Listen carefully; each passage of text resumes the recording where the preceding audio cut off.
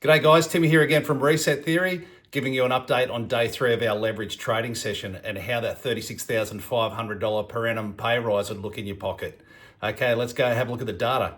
So I only executed on 3 trades on this day for the challenge. Down here on the 4th, $104, up a little bit higher on the 4th, $30, scroll down, and up the top on the 4th, $165. So for that day, I made 299 American dollars, which is 428 Australian dollars. So overall, a pretty good day. Happy with that. Killed the challenge.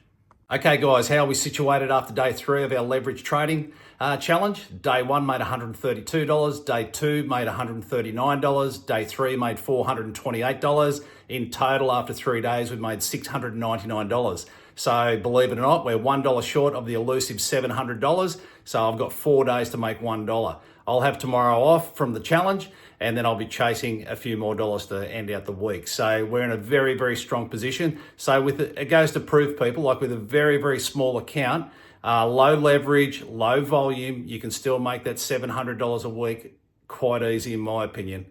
Okay guys, you have a great day. Take care of yourselves. Bye for now.